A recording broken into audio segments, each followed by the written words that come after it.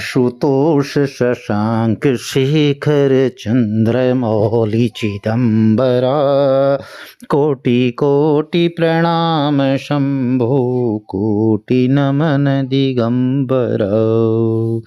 ओम नमः शिवाय। दोस्तों, हर हर महादेव। आज है पवित्र सोमवार का दिन और आज सोम प्रदोष भी है। सोमवार के दिन सोम प्रदोष पड़ती है तो यह दिन बहुत ही पवित्र हो जाता है भगवान भोलेनाथ की पूजा आराधना के लिए। प्रिय भक्तजनों, हमें एकाग्र चित्त होकर के कथा श्रवण करनी चाहिए। सोम प्रदोष व्रत कथा जो भी व्यक्ति सुनते हैं उनकी मनोकामनाएं अवश्य ही पूर्ण होती हैं। इस दिन व्रत करने का भी विधान है। चलिए कथा आरंभ करते हैं। बोलिए गणपति गजानंद महाराज की जय, श्री हरिविष्णु भगवान की जय, शंकर भगवान की जय, माता पार्वती मैया की जय। प्रिय भक्तजनों, इस कलयुग में घोर पाप बढ़ते जा रहे हैं। व्यक्ति इस मोह माया के जाल में घिरा हुआ है और अज्ञानतावश वह अपने शुभ कर्मों को भी भूल जाता है कि उन्हें कौन से कर्म ऐसे करने चाहिए जिससे उन्हें वैकुंठ धाम की प्राप्ति हो सकती है। प्रिय भक्तजनों, प्रदोष व्रत कथा आरंभ करते हैं। पूर्व काल में एक ब्राह्मणी अपने पति की मृत्यु के पश्चात निराधार होकर के भिक्षा मांगने लग गई। वह प्रातः होते ही अपने पुत्र को साथ लेकर के बाहर निकल जाती और संध्या होने पर वापस लौटती। एक समय उसको विदर्भ देश का राजकुमार मिला जिसके पिता के शत्रुओं ने उसको मार करके राज्य से बाहर निकाल दिया था। इस कारण वह मारा मारा फिरता था। ब्राह्मणी उसे अपने साथ घर ले गई और उसका पालन पोषण करने लगी। एक दिन उन दोनों बालकों ने वन में खेलते खेलते गंधर्व कन्याओं को देखा तो ब्राह्मण का बालक जो था वह तो अपने घर आ गया, परंतु जो राजकुमार था वह साथ नहीं आया क्योंकि वह अंशुमति नाम की गंधर्व कन्या से बातें करने लगा था। दूसरे दिन वह फिर अपने घर से आया और वहां पर अंशुमति अपने माता पिता के साथ बैठी थी। उधर ब्राह्मणी ऋषियों की आज्ञा से प्रदोष का व्रत करती थी। कुछ दिन पश्चात अंशुमति के माता पिता ने राजकुमार से कहा कि तुम विदर्भ देश के राजकुमार धर्मगुप्त हो और हम भगवान भोलेनाथ की आज्ञा से अपनी पुत्री अंशुमति का विवाह तुम्हारे साथ कर देते हैं। तो फिर राजकुमार का विवाह अंशुमति के साथ हो गया और बाद में राजकुमार ने गंधर्वराज की सेना की सहायता से विदर्भ देश पर अधिकार कर लिया और ब्राह्मण के पुत्र को अपना मंत्री बना लिया। तो यथार्थ में यह सब उस ब्राह्मणी के प्रदोष व्रत करने का ही फल था। बस उसी समय से यह प्रदोष व्रत प्रतिष्ठित हुआ। प्रिय भक्तजनों, एक बार माता पार्वती ने भगवान भोलेनाथ से कहा कि हे भगवान, समस्त पुराणों में श्रीमद् भागवत श्रेष्ठ है क्योंकि उसके प्रत्येक पद में महर्षि द्वारा भगवान श्री कृष्ण की महिमा का अनेक प्रकार से गान किया गया है। इसलिए हम इस समय उसी के महात्म्य का वर्णन सुनना चाहते हैं। तो भगवान महादेव ने कहा, जिनका अभी यज्ञोपवीत संस्कार भी नहीं हुआ था, जो समस्त लौकिक वैदिक कृत्यों का परित्याग करके घर से निकले जा रहे थे, ऐसे सुखदेव जी को बाल्यावस्था में ही सन्यासी होते देखकर उनके पिता श्री कृष्ण द्वैपायन विरह से कातर हो उठे और बेटा बेटा तुम कहाँ जा रहे हो, कहाँ चले जा रहे हो, इस तरह पुकारने लगे। तो उस समय सुखदेव जी के साथ एकाकार होने के कारण वृक्षों ने ही उनकी ओर से उत्तर दे दिया था। ऐसे संपूर्ण भूतों के हृदय में आत्मा रूप से विराजमान परम ज्ञानी श्री सुखदेव मुनि को मैं प्रणाम करता हूँ। एक समय भगवत कथा का रसास्वादन करने में कुशल परम बुद्धिमान सौनक जी ने नैमिषारण्य में विराजमान श्री सूत जी को नमस्कार करके पूछा। तो सौनक जी बोले कि सूत जी, आप इस समय कोई ऐसी सार गर्भित कथा कहिए जो हमारे कानों को अमृत के समान मधुर जान पड़े और जो अज्ञान और अंधकार का विध्वंस और कोटि कोटि जन्मों के पापों का नाश करने वाली हो। भक्ति ज्ञान और वैराग्य से प्राप्त होने वाला विज्ञान कैसे बढ़ता है। वैष्णव लोग किस प्रकार माया मोह का निवारण करते हैं। इस घोर कलिकाल में प्रायः जीव असुर स्वभाव के हो गए हैं, इसलिए वे नाना प्रकार के कलेशों से घिरे रहते हैं। इसलिए उनकी बुद्धि का सर्वश्रेष्ठ उपाय क्या है? इस समय हमें कोई ऐसा साधन बताइए जो सबसे अधिक कल्याणकारी हो, पवित्र को भी पवित्र करने वाला, सदा के लिए भगवान श्री कृष्ण की प्राप्ति करा देने वाला हो। चिंतामणि केवल लौकिक सुख देती है, कल्प वृक्ष स्वर्ग तक की संपत्ति दे सकता है, किंतु यदि गुरुदेव प्रसन्न हो जाएं तो वे योगियों के भी कठिनता से मिलने वाला नित्य वैकुंठ धाम तक दे सकते हैं। तो श्री सूत जी ने कहा, शौनक जी, आपके हृदय में भगवत कथा के प्रति प्रेम है, इसलिए मैं भली भांति विचार करके संपूर्ण सिद्धांतों द्वारा अनुमोदित और संसार जनित भय का नाश करने वाला सारभूत साधन का वर्णन करता हूँ। वह भक्ति को बढ़ाने वाला तथा भगवान श्री कृष्ण की प्रसन्नता का प्रधान हेतु है। आप उसे सावधान होकर सुने। कलयुग में काल रूपी सर्प से डसे जाने के भय को दूर करने के लिए ही श्री सुखदेव जी ने श्रीमद् भागवत शास्त्र का उपदेश किया है। मन की शुद्धि के लिए इससे बढ़कर दूसरा कोई साधन नहीं है। जब जन्म जन्मांतरों का पुण्य उदय होता है तब कहीं श्रीमद् भागवत शास्त्र की प्राप्ति होती है।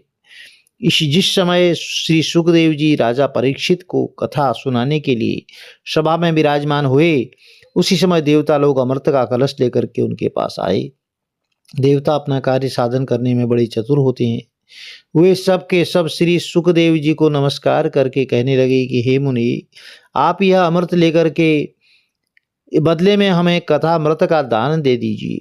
इस प्रकार परिवर्तन करके राजा परीक्षित अमृत का पान करें और अमर हो जाएं, और हम सब लोग श्रीमद् भगवत कथा अमृत का पान कर सकेंगे। तब श्री सुखदेव जी ने सोचा कि इस लोक में कहाँ अमृत और कहाँ भगवत कथा, कहाँ कांच और कहाँ बहुमूल्य मणि। यह विचार करके वे देवताओं की बात पर हंसने लगे और उन्हें अनधिकारी जानकर कथा अमृत का दान नहीं किया। इसलिए श्रीमद् भागवत की कथा देवताओं के लिए भी अत्यंत दुर्लभ है। केवल श्रीमद् भागवत का श्रवण से ही राजा परीक्षित का मोक्ष हुआ। देख करके पूर्व काल में ब्रह्मा जी को बहुत बड़ा विस्मय हुआ। उन्होंने सत्यलोक में तराजू बांध करके सब साधनों को तोला। उस समय अन्य सभी साधन हल्के पड़ गए और अपने गौरव के कारण श्रीमद् भागवत का पल्ला सबसे भारी रहा। यह देखकर समस्त ऋषियों को भी बहुत बड़ा आश्चर्य हुआ।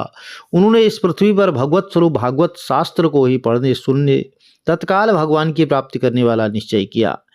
यदि एक वर्ष में श्रीमद् भागवत को सुनकर के पूरा किया जाए तो वह श्रवण महान सौख्य प्रदान करने वाला होता है। जिसके हृदय में भगवत भक्ति की कामना हो उसके लिए एक मास में पूरे श्रीमद् भागवत का श्रवण बहुत ही उत्तम माना गया है। यदि सप्ताह पारायण की विधि से इसका श्रवण किया जाए तो यह सर्वथा मोक्ष देने वाला होता है। पूर्व काल में सनकादि महर्षियों ने कृपा करके इसे देव ऋषि नारद को सुनाया था। यद्यपि देव ऋषि नारद श्रीमद् भागवत को पहले ही ब्रह्मा जी के मुख से सुन चुके थे, तथापि उसके सप्ताह श्रवण की विधि तो उन्हें सनकादि ने ही बताई थी। तो शौनक जी, अब मैं आपको वह भक्तिपूर्ण कथा सुनाता हूँ जो श्री सुखदेव जी ने मुझे अपना प्रिय शिष्य जान करके एकांत में सुनाया था। एक समय की बात है, सनक सनंदन आदि चारों निर्मल अंतःकरण वाले महर्षि सत्संग के लिए विशालापुरी और बद्रिकाश्रम है, मैं वहाँ आए। वहाँ उन्होंने नारद जी को देखा तो सनकादि कुमारों ने पूछा, ब्राह्मण, आपके मुख पर दीनता क्यों दिखा रही है? आप चिंता से आतुर क्यों हैं? इतनी उतावली के साथ आप जाते कहाँ हैं और आए कहाँ से हैं? इस समय तो आप जिसका सारा धन लुट गया हो उस पुरुष के समान शुद्ध बुद्ध खोए हुए हैं। आप जैसे आसक्ति शून्य पुरुष, विरक्त पुरुष की ऐसी अवस्था तो उचित नहीं है। बताइए इसका क्या कारण है? तो नारद जी ने कहा, महात्मा हो, मैं पृथ्वी को नाना तीर्थों के कारण सबसे उत्तम जानकर यहाँ की यात्रा करने के लिए आया था। आने पर पुष्कर, प्रयाग, काशी, गोदावरी, हरिक्षेत्र, कुरुक्षेत्र, श्रीरंग, सेतुबंध आदि तीर्थों में इधर उधर विचरता रहा, किंतु कहीं भी मुझे मन को संतोष देने वाली शांति नहीं मिली। इस समय अधर्म के सखा कलियुग ने सारी पृथ्वी को पीड़ित कर रखा है। अब यहाँ सत्य, तपस्या, शौच, दया और दान आदि कुछ भी नहीं है। बेचारे जीव पेट पालने में लगे हैं, वे असत्यभाषी, आलसी, मंदबुद्धि और भाग्यहीन हो गए हैं। उन्हें तरह तरह के उपद्रव घेरे रहते हैं। साधु संत कहलाने वाले लोग पाखंड में फंस गए हैं, ऊपर से विरक्त जान पड़ते हैं, किंतु वास्तव में पूरे संग्रही हैं। घर घर में स्त्रियों का राज्य है, साले ही सलाहकार बने हुए हैं। पैसों के लोभ से कन्याएं तक बेची जाती हैं। पति पत्नी में सदा ही कलह मचा रहता है। आश्रमों, तीर्थों और नदियों पर मलेच्छों ने अधिकार जमा रखा है। उन दुष्टों ने बहुत से देव मंदिर भी नष्ट कर दिए हैं। अब यहाँ न कोई योगी है, न सिद्ध है, न कोई ज्ञानी है, न सत्कर्म करने वाला है। इस समय सब साधन कली रूपी दावानल से भस्म हो गया है और पृथ्वी पर चारों ओर सभी देशवासी बाजारों में अन्न बेचते हैं। ब्राह्मण लोग पैसे लेकर के वेद पढ़ाते हैं और स्त्रियां वैश्यावृत्ति से जीवन निर्वाह करती देखी जाती हैं।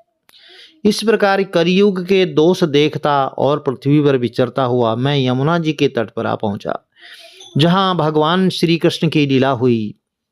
हे मुनीश्वरों, वहां आने पर मैंने जो आश्चर्य की बात देखी है उसे आप लोग सुने। वहां एक तरुणी स्त्री बैठी थी, जिसका चित्त बहुत ही खिन्न था। उसके पास ही दो वृद्ध पुरुष अचेत अवस्था में पड़े और जोर जोर से सांस ले रहे थे। वह तरुणी उनकी सेवा शुश्रूषा करती थी, उन्हें जगाने की चेष्टा करती और अपने प्रयत्न में असफल होकर रोने लगती थी। बीच बीच में दसों दिशाओं की ओर दृष्टि डालकर वह अपने लिए कोई रक्षक भी ढूंढ रही थी। उसके चारों ओर सैकड़ों स्त्रियां पंखा झलती हुई उसे बार बार सांत्वना दे रही थी कि दूर ही से ही यह सब देखकर मैं कौतूहलवश उसके पास चला गया। मुझे देखते ही वह युवती स्त्री उठकर खड़ी हो गई, व्याकुल होकर बोली, महात्मा जी, क्षण भर के लिए ठहर जाइए और मेरी इस चिंता को भी नष्ट कर दीजिए। आपका दर्शन संसार के समस्त पापों को सर्वथा नष्ट कर देने वाला है। आपके वचनों से मेरे दुख की बहुत कुछ शांति हो जाएगी। जब बहुत बड़ा भाग्य होता है तभी आप जैसे महात्माओं का दर्शन होता है। तो नारद जी कहते हैं, युवती की ऐसी बात सुनकर के मेरा हृदय करुणा से भर आया और मैंने उत्कंठित होकर के उस सुंदरी से पूछा, देवी तुम कौन हो? ये दोनों पुरुष कौन हैं? तथा तुम्हारे पास ये कमल के समान नेत्रों वाली देवियां कौन हैं? तुम विस्तार के साथ अपने दुख का कारण बताओ। तो युवती बोली, मेरा नाम भक्ति है, ये दोनों मेरे पुत्र हैं और इनका नाम ज्ञान और वैराग्य है। समय के फेर से आज इनका शरीर जरा जीर्ण हो गया है। इन देवियों के संग रूप में गंगा आदि नदियां हैं जो मेरी सेवा के लिए आई हैं। इस प्रकार साक्षात देवियों के द्वारा सेवित होने पर भी मुझे सुख नहीं मिलता। तपोधन, अब तनिक सावधान होकर मेरी बात सुनिए। मेरी कथा कुछ विस्तृत है, उसे सुनकर मुझे शांति दीजिए। मैं द्रविड़ देशों में उत्पन्न होकर के कर्नाटक में बड़ी हुई, महाराष्ट्र में भी कहीं कहीं मेरा आदर हुआ। गुजरात में आने पर तो मुझे बुढ़ापे ने घेर लिया।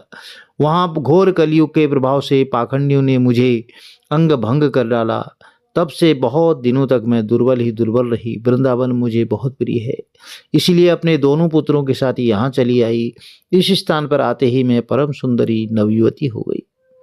इस समय मेरा रूप अत्यंत मनोरम हो गया है, परंतु मेरे ये दोनों पुत्र थके मादे होने के कारण यहीं सोकर कष्ट भोग रहे हैं। मैं यह स्थान छोड़कर विदेश जाना चाहती थी, परंतु ये दोनों बूढ़े हो गए हैं। इसी दुख से मैं दुखित हो रही हूँ। पता नहीं मैं यहाँ युवती कैसे हो गई और मेरे ये दोनों पुत्र बूढ़े क्यों हो गए। हम तीनों साथ ही साथ यात्रा करते थे, फिर हम में यह विपरीत अवस्था कैसे आ गई। उचित तो यह है कि माता बूढ़ी हो और बेटे जवान, परंतु यहाँ उल्टी बात हो गई। इसलिए मैं चकित चित्त होकर के अपने लिए शोक करती हूँ। हे महात्मा, आप परम बुद्धिमान और योगी निधि हैं, बताएं इसमें क्या कारण हो सकता है। तो नारद जी कहते हैं कि उसके इस प्रकार पूछने पर मैंने कहा, हे साध्वी, मैं अभी ज्ञान दृष्टि से अपने हृदय के भीतर तुम्हारे दुख का कारण देखता हूँ। तुम खेद न करो, भगवान तुम्हें शांति जरूर देंगे। तो तब मुनीश्वर नारद जी के ने ध्यान लगाया और एक ही क्षण में उसका कारण जानकर कहा, बाली तुम ध्यान से देकर सुनो। कल यह कलिकाल बड़ा भयंकर युग है। इसी ने सदाचार का लोप कर दिया है। योग मार्ग और तप आदि भी लुप्त हो गए हैं। इस समय मनुष्य सठता और दुष्कर्म में प्रवृत्त होकर असुर स्वभाव के हो गए हैं। आज जगत में सज्जन पुरुष दुखी हैं और दुष्ट लोग मौज करते हैं। ऐसे समय में जो धैर्य धारण किए रहे वही बुद्धिमान है, धीर अथवा पंडित है। अब यह पृथ्वी न तो स्पर्श करने योग्य रह गई है और न देखने योग्य। यह क्रमशः प्रतिवर्ष शेष नाग के लिए भारभूत होती जा रही है। इसमें कहीं भी जंगल नहीं दिखाई देता। तुम्हें और तुम्हारे पुत्रों को तो अब कोई देखता भी नहीं है। इस प्रकार विषयांध मनुष्यों के उपेक्षा करने से ही तुम जर्जर हो गई थी, किंतु वृंदावन का संयोग पाकर पुनः नवीन तरुणी सी हो गई हो। अतः यह वृंदावन धन्य है, जहाँ सब और भक्ति नृत्य कर रही है, परंतु इन ज्ञान और वैराग्य यहाँ भी कोई ग्राहक नहीं है। इसलिए अभी तक इनका बुढ़ापा दूर नहीं हुआ। इन्हें अपने भीतर कुछ सुख सा प्रतीत हो रहा है। इससे इनकी गाढ़ सुषुप्तावस्था का अनुमान होता है। तो भक्ति ने कहा, हे महर्षि, महाराज परीक्षित ने इस अपवित्र कलयुग को पृथ्वी पर रहने ही क्यों दिया, और कलयुग के आते ही सब वस्तुओं का सार कहाँ चला गया। भगवान तो बड़े दयालु हैं, उनसे भी यह अधर्म कैसे देखा जाता है। सुने मुनि, मेरे इस संशय का निवारण करें। आपकी बातों से मुझे बड़ा सुख मिला है। तो नारद जी बोले, बाली, यदि तुमने मुझ पूछा है तो प्रेम पूर्वक सुनो कल्याणी। मैं तुम्हें सब बातें बताऊंगा और इससे तुम्हारा सब शोक दूर हो जाएगा। जिस दिन भगवान श्री कृष्ण इस भूलोक को छोड़कर अपने परम धाम को पधारे, उसी दिन से यहाँ कलयुग का आगमन हुआ और जो समस्त साधनों में बाधा उपस्थित करने वाला है। दिग्विजय के समय जब राजा परीक्षित की दृष्टि इस कलयुग के ऊपर पड़ी तो यह दीन भाव से उनकी शरण में गया, और राजा भौरे के समान सारग्राही थे। इसलिए उन्होंने सोचा कि मुझे इसका वध नहीं करना चाहिए, क्योंकि इस कलयुग में एक बड़ा अद्भुत गुण है। अन्य गुणों से, युगों से, तपस्या, योग और समाधियों में से भी जिस फल की प्राप्ति नहीं होती, वह फल कलयुग में भगवान केशव के कीर्तन करने मात्र से और अच्छे रूप में उपलब्ध होता है। असार होने पर भी इस एक ही रूप में यह सारभूत प्रदान फल करता है। यही देख करके राजा परीक्षित ने कलयुग में उत्पन्न होने वाले जीवों के सुख के लिए इसे रहने दिया। इस समय लोगों की खोट में, कर्मों में प्रवृत्ति होने से सभी वस्तुओं का सार निकल गया है और इस पृथ्वी पर जितने भी पदार्थ हैं वे बीजहीन भूसी के समान निस्सार हो गए हैं। ब्राह्मण लोग धन के लोभ से घर घर जाकर प्रत्येक मनुष्य को भगवत की कथा सुनाने लगे हैं। इससे कथा का सार चला गया है। लोगों की इस दृष्टि में उसका कुछ महत्व नहीं रह गया। तीर्थ में बड़े भयंकर कर्म करने वाले नास्तिक और दंभी मनुष्य भी रहने लगे हैं। इसलिए तीर्थों का विसार चला गया। जिनका चित्त काम, क्रोध, भारी लोभ और तृष्णा से सदा व्याकुल रहता है, वे भी तपस्वी बनकर बैठते हैं। इसलिए तपस्या का सार भी निकल गया। मन को काबू में न करने, लोभ, दंभ और पाखंड का आश्रय लेने वाले, शास्त्र का अभ्यास न करने के कारण ध्यान योग का फल भी चला गया। औरों की तो बात ही क्या है। पंडित लोग भी अपनी स्त्रियों के साथ भैंसों की तरह रमण करते हैं। वे संतान पैदा करने में ही दक्ष हैं।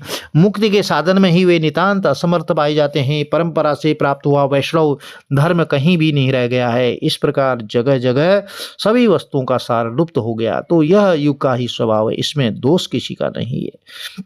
यही कारण है कि कमल नयन भगवान श्री हरि विष्णु निकट रहकर भी सब कुछ सहन करते हैं। सौनक जी, इस प्रकार देव ऋषि नारद जी के वचन सुनकर के भक्ति को बड़ा आश्चर्य हुआ।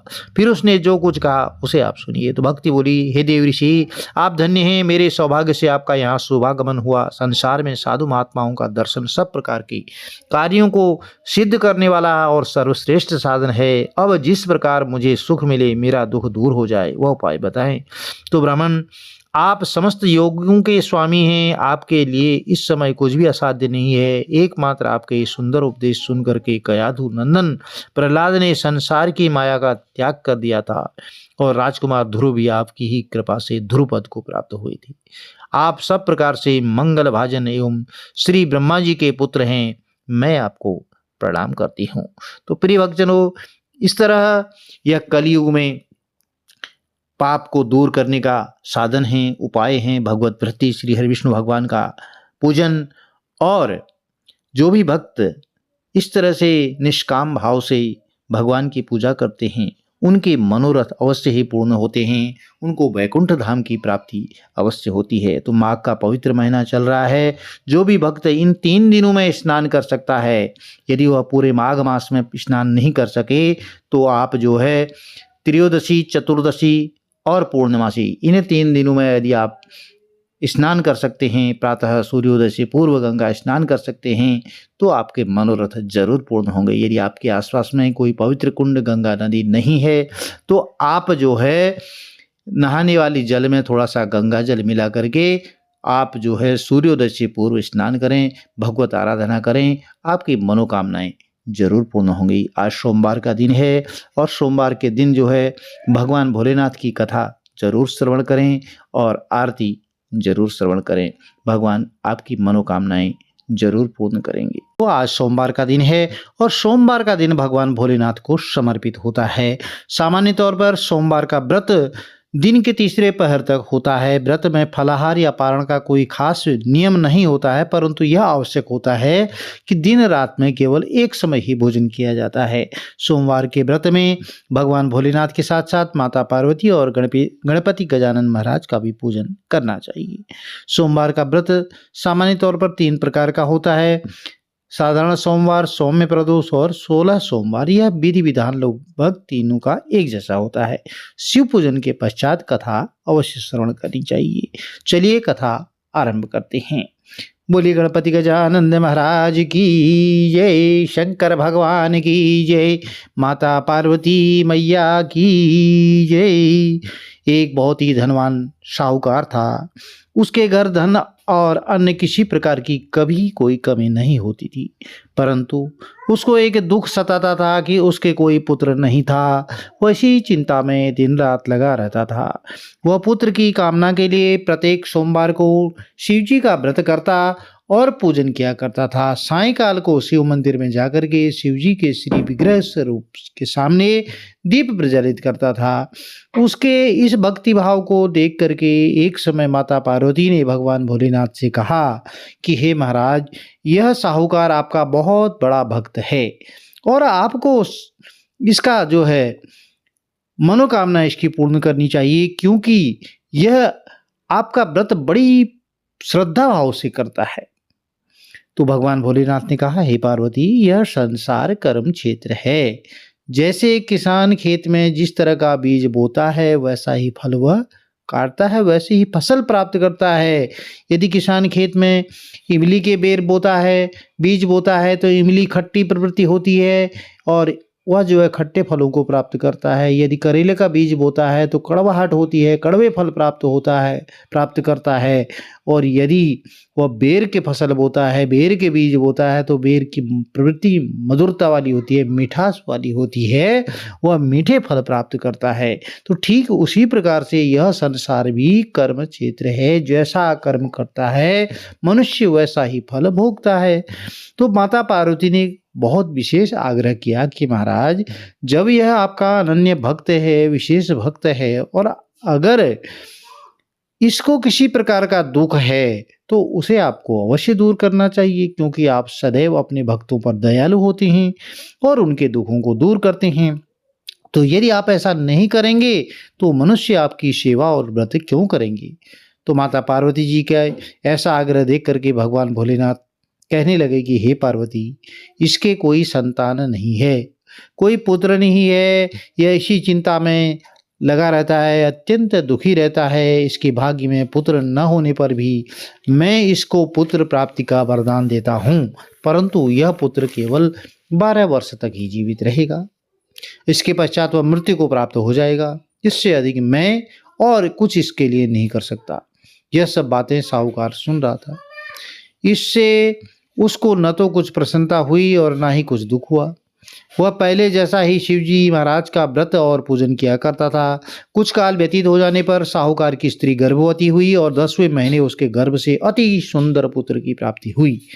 अब साहूकार के घर में बहुत खुशी मनाई गई, परंतु साहूकार ने उसकी केवल 12 वर्ष की आयु जान करके ना तो कोई अधिक प्रसन्नता प्रकट की और ना ही किसी को भेद बताया।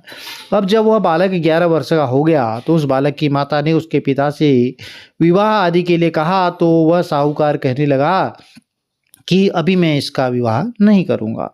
मैं अपने पुत्र को काशी जी पढ़ने के लिए भेजूँगा। और फिर साहूकार ने अपने साले यानी कि बालक के मामा को बुलाया और उसको बहुत सारा धन देकर के कहा कि तुम इस बालक को काशी जी पढ़ने के लिए ले जाओ और रास्ते में जिस किसी स्थान पर भी जाओ यज्ञ करते हुए जाना और ब्राह्मणों को भोजन कराते हुए जाना। तो वह दोनों मामा भांजे यज्ञ करते और ब्राह्मणों को भोजन कराते हुए जा रहे थे। तो रास्ते में एक शहर पड़ा। उस शहर में राजा की कन्या का विवाह था और दूसरे राजा का लड़का जो विवाह कराने के लिए बारात लेकर के आया था वह एक आंख से जो है काना था, वह एक आंख उसकी खराब थी, दृष्टिहीन था। अब उसके पिता को इस बात की बड़ी चिंता हुई कि कहीं वर को देख करके कन्या के माता पिता विवाह में किसी प्रकार की अड़चन पैदा ना कर दें। इस कारण जब उसने अति सुंदर सेठ के लड़के को देखा तो उसके मन में विचार आया कि क्यों न दरवाजे के समय इस लड़के से वर का काम चला लिया जाए। और ऐसा विचार करके वर के पिता ने उस लड़के और मामा से बात की तो वे राजी हो गए और फिर उस लड़के को वर के कपड़े पहना करके घोड़ी पर चढ़ाकर दरवाजे पर ले गए और सब कार्य प्रसन्नतापूर्ण हो गया। फिर वर के पिता ने सोचा कि यदि विवाह के कार्य भी इसी लड़के से करा लिया जाए तो इसमें क्या बुराई है। ऐसा विचार करके उसने लड़के और उसके मामा से कहा, यदि आप फेरों का और कन्यादान के काम भी इसी से करा दें तो आपकी बहुत बड़ी कृपा होगी। मैं इसके बदले में आपको बहुत सारा धन दूंगा। तो उन्होंने स्वीकार कर लिया और विवाह कार्य के लिए भी अच्छी तरह से संपन्न हो गया। परंतु जिस समय लड़का जाने लगा तो उसने राजकुमारी की चुनरी के पल्ले पर लिख दिया कि तेरा विवाह तो मेरे साथ हुआ है, परंतु जिस राजकुमारी के साथ तुमको भेजेंगे वह एक आंख से काना है और मैं काशी जी पढ़ने जा रहा हूँ। अब लड़के के जाने के बाद उस राजकुमारी ने जब अपनी चुनरी पर ऐसा लिखा हुआ पाया तो उसने राजकुमार के साथ जाने से मना कर दिया और कहा कि यह मेरा पति है ही नहीं, मेरा विवाह इसके साथ नहीं हुआ है। जिसके साथ मेरा विवाह हुआ है वह तो काशी जी पढ़ने गया है। अब राजकुमारी के माता पिता ने अपनी कन्या को विदा नहीं किया, बारात वापस चली गई। उधर सेठ का लड़का और उसका मामा काशी जी पहुंच गए। वहां जाकर के उन्होंने यज्ञ करना और लड़के ने पढ़ाई करना आरंभ कर दिया। जब लड़के की आयु 12 साल की हो गई तो उस दिन भी उन्होंने यज्ञ रच रखा था और लड़के ने अपने मामा से कहा कि मामा जी आज मेरी तबीयत कुछ ठीक नहीं है। तो मामा जी ने कहा ठीक है अंदर जाकर के सो जाओ। तो लड़का अंदर जाकर सो गया और थोड़ी ही देर में उसके प्राण निकल गए। जब उसके मामा ने आकर देखा तो वह तो मुर्दा पड़ा है।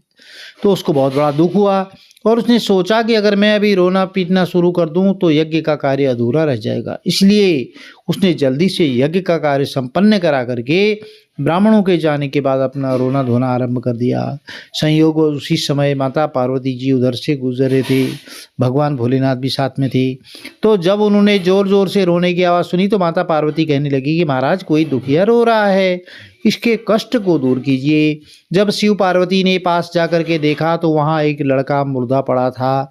तो माता पार्वती जी कहने लगी कि महाराज यह तो उसी सेठ का लड़का है जो आपके वरदान से हुआ था। तो भगवान भोलेनाथ कहने लगे कि हे पार्वती इसकी आयु इतनी ही थी, सो यह भोग चुका है।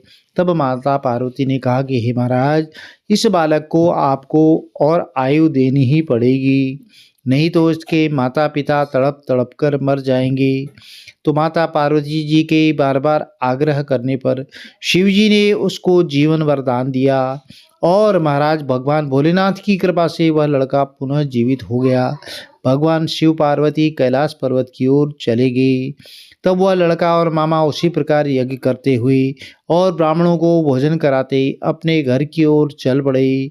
रास्ते में उसी शहर में आए जहां उसका विवाह हुआ था। वहां पर आकर उन्होंने यज्ञ आरंभ कर दिया। तो उस लड़के के ससुर ने उनको पहचान लिया और अपने महल में ले जा करके उनकी बहुत बड़ी खातिरदारी की, साथ ही बहुत दास दासियों सहित आनंद पूर्वक लड़की और जमाई को विदा किया।